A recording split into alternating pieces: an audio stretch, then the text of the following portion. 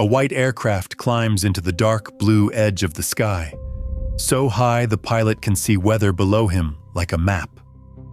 On the ground, two governments are about to bet peace on a secret. The pilot is Francis Gary Powers, flying a U-2 reconnaissance aircraft for the Central Intelligence Agency on May 1, 1960. His destination is not a battlefield. It is Soviet airspace. The plane is built for altitude, not combat. At roughly 70,000 feet, American planners believe it can pass above Soviet defenses. The mission is dangerous for a reason no cockpit gauge can measure. An unauthorized military overflight of another country's airspace can be treated as an act of war. In Paris, a summit is only days away. Eisenhower and Khrushchev are supposed to discuss Berlin, arms control, and the possibility of lowering Cold War tension. But above the Soviet Union, the secret machine is being tracked. The aircraft that Washington expects to disappear into altitude is becoming visible to Moscow. Then the U-2 is shot down. Powers survives. The aircraft does not vanish completely. That survival changes everything. Washington's first explanation depends on the pilot being dead, missing, or unable to speak. Moscow has the pilot. The United States says a weather research aircraft may have strayed off course after oxygen trouble. It is a cover story with NASA painted onto it. Khrushchev waits before revealing what he has. Then he produces the captured pilot and the wreckage. The lie collapses in public, and one failed flight becomes one of the most humiliating diplomatic crises of Eisenhower's presidency. To understand why it happened, start with fear. In the 1950s, Washington wanted hard evidence about Soviet bombers, missiles, and nuclear capacity. The Soviet Union was sealed behind borders, secrecy, and propaganda. American leaders did not trust public claims about Soviet strength, and they did not trust guesses. Eisenhower had commanded armies in World War II. As president, he wanted intelligence that could reduce panic, not intelligence that would merely feed it. The U-2 program grew from that pressure. It promised photographs from heights beyond what Soviet fighters and missiles were believed able to reach. Lockheed's Skunk Works built the aircraft under Clarence Kelly Johnson's direction. The Smithsonian describes the U-2 as a strategic reconnaissance aircraft shaped by Cold War secrecy. It looked less like a normal jet than a powered glider with long, thin wings. That shape helped it climb into the thin air where ordinary aircraft struggled. The U-2 was not made to dogfight. It was made to carry cameras over places the United States could not inspect from the ground. Even the name was deliberately bland.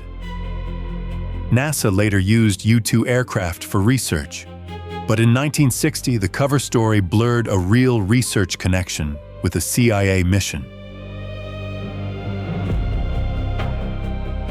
The logic was brutal and simple. If the plane could not be seen or hit, it could photograph Soviet secrets without starting a war. That logic had a weakness. The plane only had to fail once, and then altitude would not protect the president from the politics below. Eisenhower understood the risk. The State Department history notes that unauthorized airspace violation was normally considered an act of war. Still, the intelligence need did not go away. Washington had to judge Soviet capabilities, while the Soviet state guarded military information behind closed borders. U-2 overflights became a way to look beyond that wall. The aircraft could bring back photographs, not rumors. By 1960, the program existed inside a fragile diplomatic moment. Eisenhower and Khrushchev had met at Camp David in 1959, and there was hope for a thaw. The Berlin crisis remained unresolved. Nuclear arms and test ban questions sat on the table. The Paris summit was supposed to make room for negotiation. That made the May 1st flight especially sensitive. It came just before the summit, when one exposed operation could poison the atmosphere. Powers took off from Peshawar, Pakistan, on May 3, 1960. The planned mission crossed Soviet territory before ending outside the Soviet Union. The CIA history identifies the flight as part of the U-2 program's overhead reconnaissance effort. It was meant to collect intelligence, not weather data. Inside the cockpit, Powers carried the burden of a national secret. Outside the cockpit, Soviet air defense forces were trying to prove that height was no longer immunity. The aircraft moved across Soviet airspace. The State Department's FRUS summary later placed the shoot-down roughly 1,200 miles inside the Soviet Union, near Sverdlovsk. Sverdlovsk was far from any plausible accidental drift across a border. That distance would matter when Washington's weather story appeared. Soviet forces fired on the aircraft. The U-2 came down.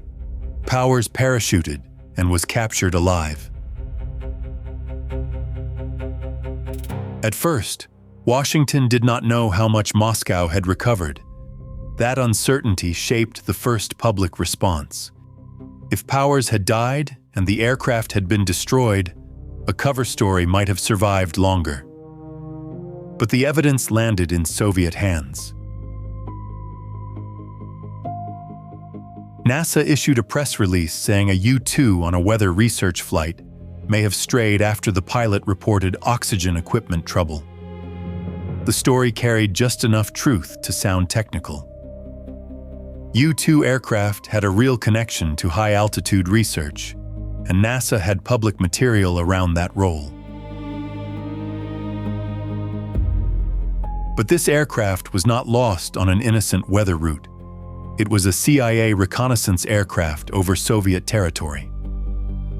Khrushchev saw the opening. He could announce the shoot-down first, watch Washington explain it, and then reveal the pilot. That sequence turned a crash into a trap. The United States did not merely get caught spying, it got caught explaining badly. On May 5th, Khrushchev announced that an American aircraft had been shot down over the Soviet Union.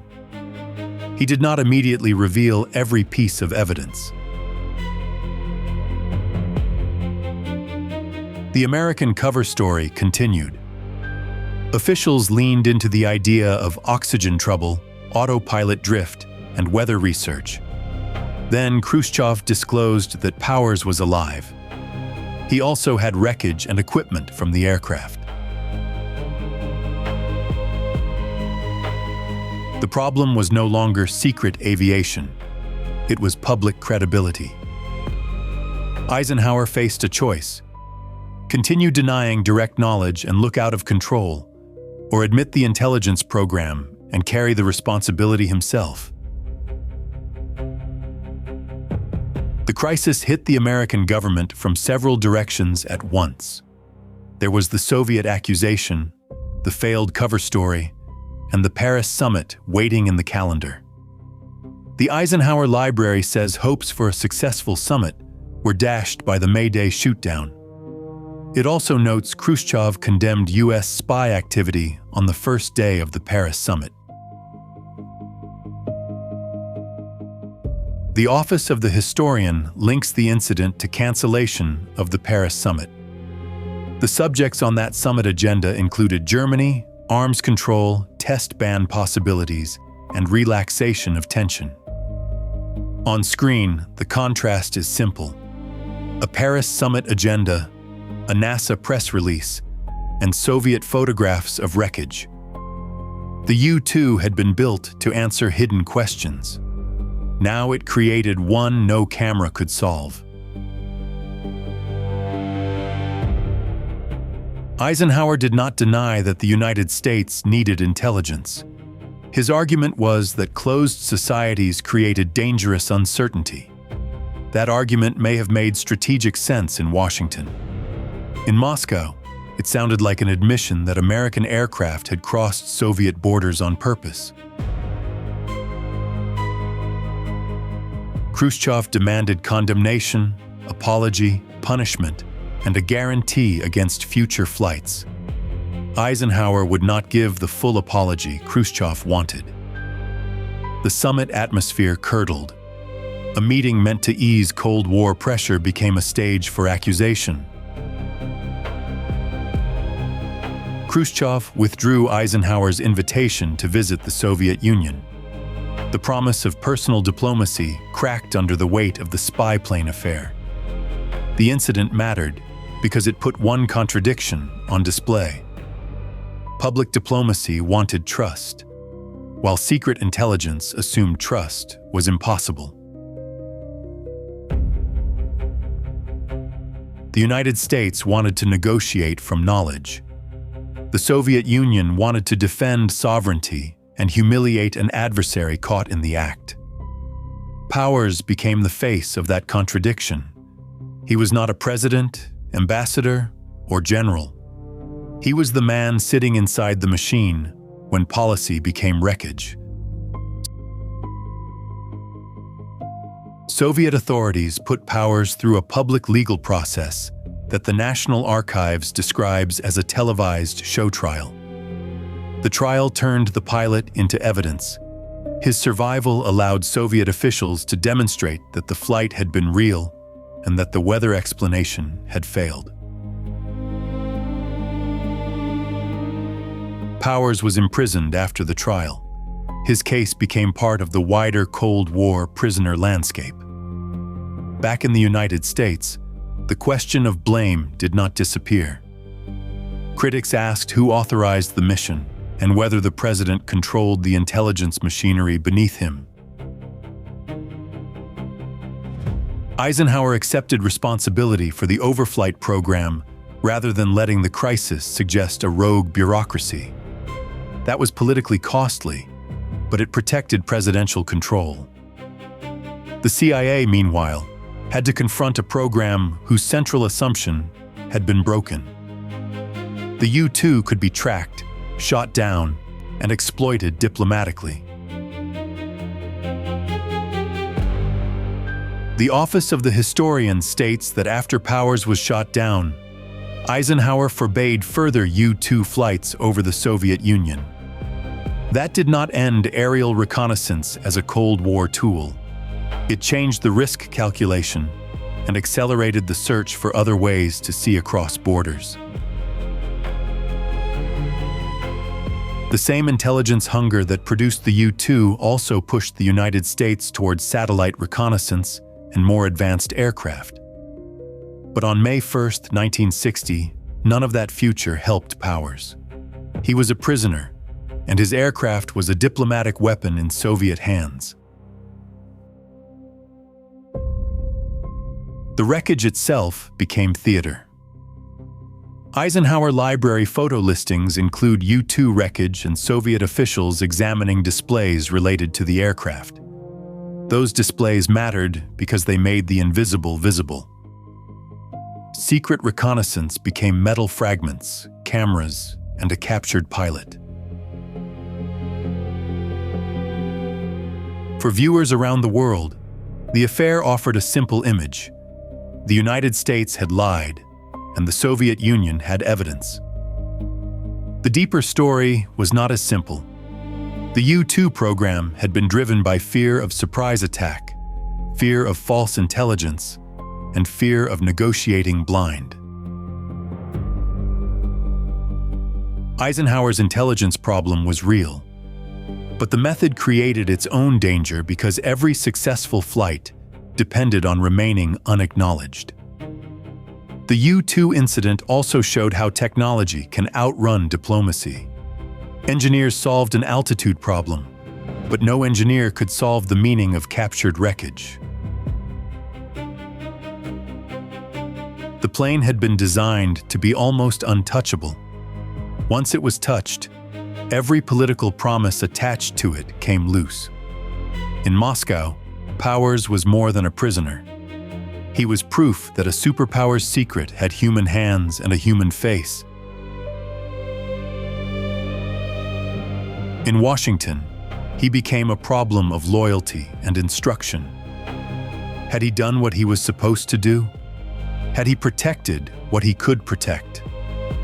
The National Archives notes that later work by Powers' son challenged misinformation about his role and legacy. That matters because public judgment of Powers shifted over time. At the moment of crisis, however, the story was unforgiving.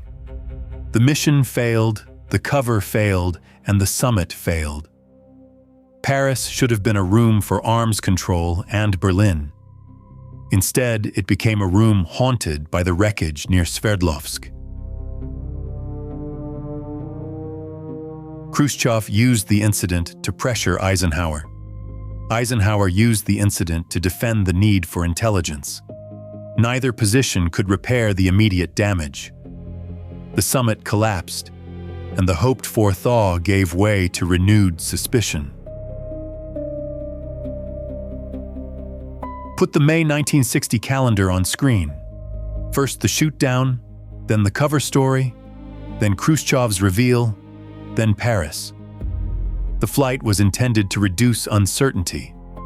It instead turned uncertainty into the main event.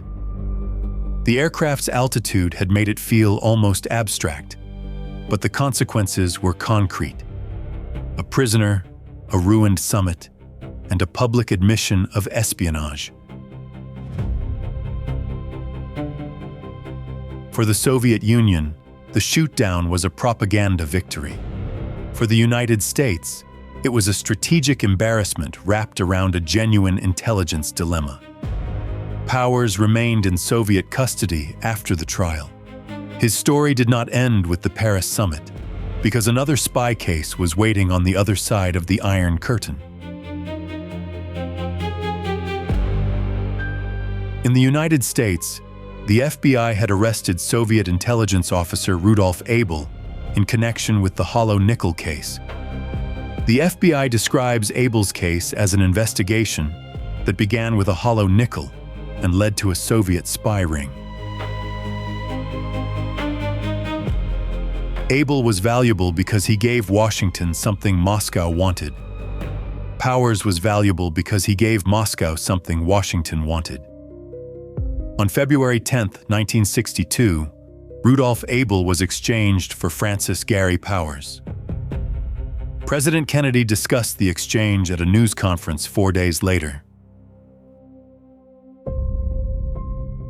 Kennedy also referred to the release of American student Frederick Pryor from detention in East Germany. The prisoner exchange linked several Cold War human stories in one diplomatic act. The bridge became the image, but the machinery behind it was larger. Intelligence failures, legal cases, families, diplomats, and presidents all converged at the exchange. Powers came home to a country that did not immediately know how to receive him. He had survived, but survival itself had complicated the official story. The question had always been whether the pilot could remain silent, disappear, or destroy evidence. Instead, he lived, and his life forced the truth into daylight.